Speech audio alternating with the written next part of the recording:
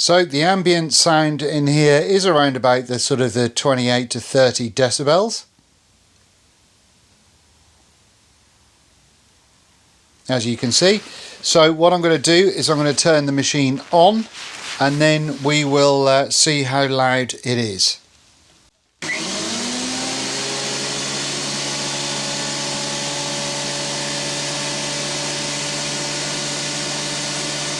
We found out that this is sort of 90 decibels plus. So what I'm hoping is I've got some of this foam. This has got sort of sticky back on it. I did try putting this on the inside of my the vise of my jaws and it was terrible for that. But because it's a rubbery foam kind of stuff, I don't know what its original purpose was. I've had it for years and years and years. And I will cut some pieces of this off and try and fill as much as I can on the inside.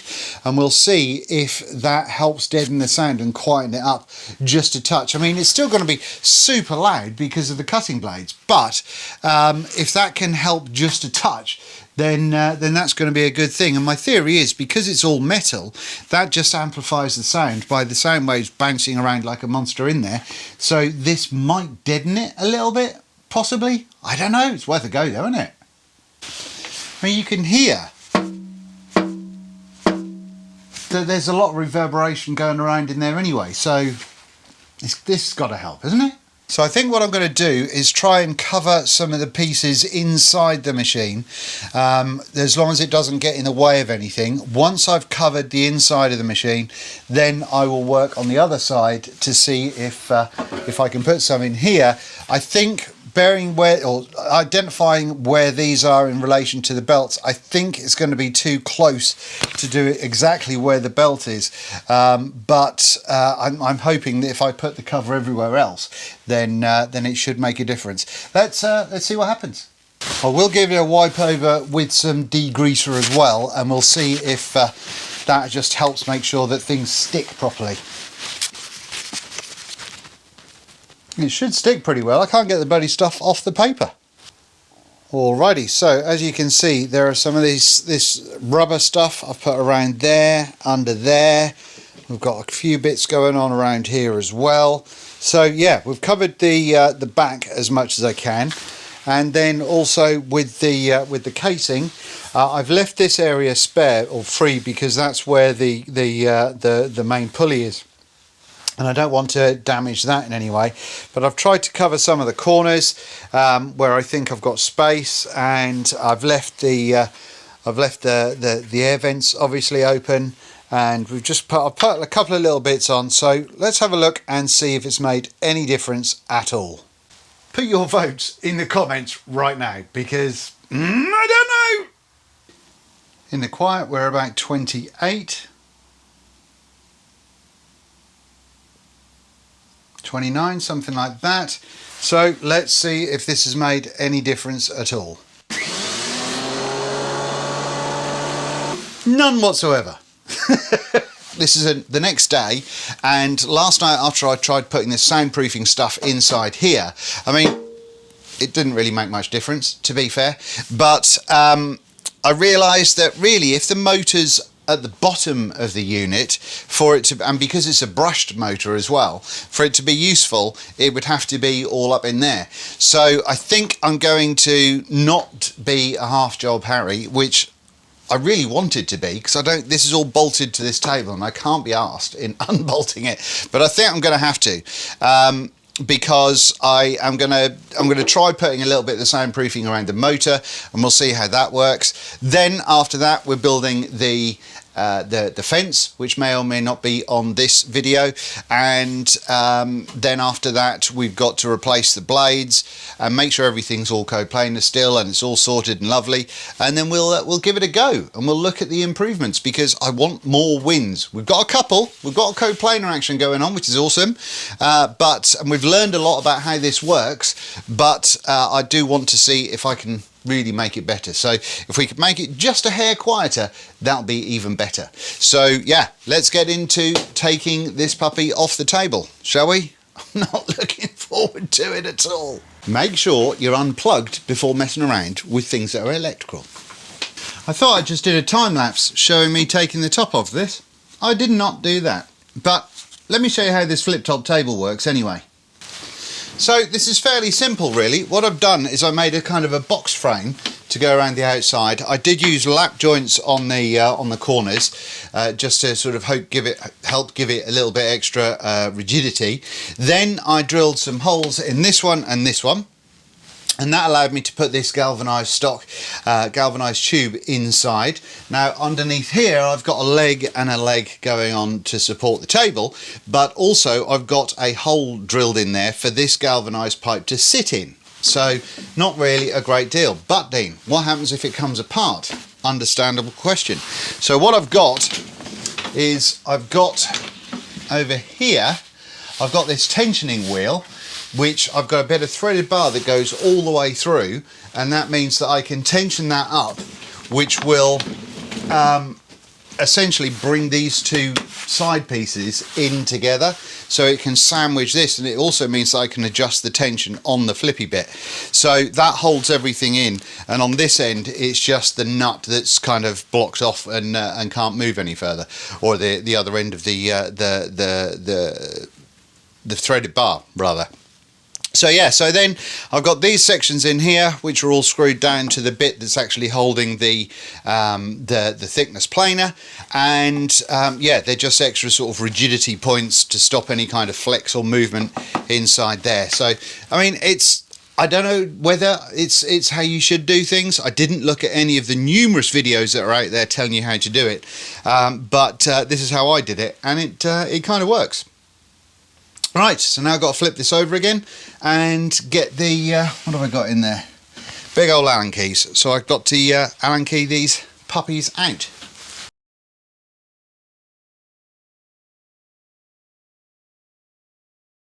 I do have to be pretty careful at this point because I've got these kind of legs that you lift up, one on the front and one on the back, and that stops the table from twisting. But seeing as I've just taken off the other side of that, there's nothing that stops that. So I've got to be careful not to put any weight on here so it all rolls over and comes crashing down on top of my head, because that would be a bad thing. Right, so I've got it laying down on its front at the moment, and my theory is that we've got these 4 screws here. Then I think if we undo those, we should be able to take this plate off and give us access to the motor and the adjustment chain and all that sort of nonsense. So let's have a crack at that. I have got to be careful because this is not in any way attached to this base now, and this base is at an angle, so there's a very real chance that it could all slide off and go horribly, horribly wrong. And there we have it. So what we have here is the motor. You've got access to the brushes on either side of that, so if they need changing out, that's how you get hold of those. And this bit obviously goes through to the front there, which is the bottom of the section we were looking at previously. And yeah, so that's how the motor is attached with looks like 4 screws on each corner. And then the chain that runs around the back there, that is what makes the up and down bit in the middle for the thickness planing go up and down, and makes all 4 corners go at the same time. So what I'm going to do is I'm going to put a little bit of dry lube on this chain, just so that's there. Now, there doesn't look like I can do a great deal when it comes to putting the soundproof. Well, I don't know. We'll see how we get on. So once again, I'm going to be using this WD-40 dry PTFE lubricant stuff, and we'll see how this goes. Okay, so that's that done. That's the chain lubed and the little sprockets all the way around to keep everything the same. Now let's look at seeing, just give this a bit of a wipe down with the degreaser on the sides and a few other little areas, and we'll see what we can stick in there. Okay, so this is the strip that I just cut, and that's going to go in there, up the wall there, and then a little bit across here. We'll do the same on the other side with the other strip. We'll get some going across here as well for shits and giggles, and then we'll see how we get on. Right, now I'm going to try and put some in the back there. Luckily, this is one of those things that no one's ever going to see, so it doesn't have to look nice. Seriously, this stuff is so sticky. So, a professional job this is far from, but you can see that we've got a bunch of that stuff now all over the place, behind the motor, up along the sides of the walls, out of focus, all over the place. So, you know, that should, in theory, do something. So we'll have to see how that works. But I've made sure I haven't covered up any parts that come into connection with the chain, and so we'll see what happens from there. But yeah, place your bets now.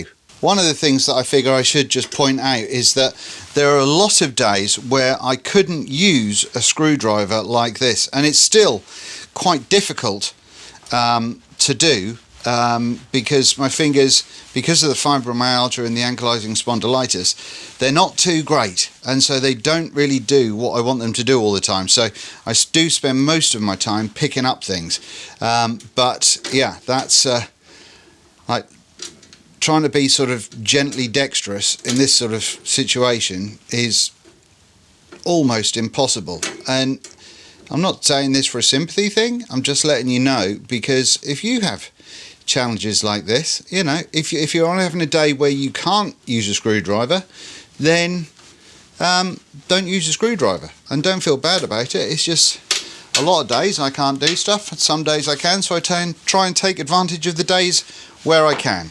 Anyway, that is that put back together. So now let's see about, I think that there's still a bit of, well, yeah, there's quite a lot of reverb still. I don't know. Right, let's see what we can do. Put it back together. One of the things that I really could do with doing is, this is the only ply that I had when I put this bench together. So I really need to replace it on the top and the bottom with like 18mm ply or something. But today is not that day. So yeah, just carry on putting it together, ropey as it may be. And that's it. That's that back together again. Right, now, have we made it any quieter? Don't think so. We'll find out. So the wind noise is a little bit louder and takes it to about 32. So if I just be quiet before I turn this on, you can see the difference.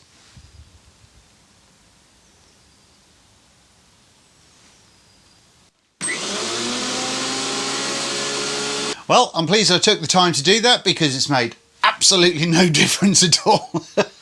I still maintain that because it reverberates when you tap it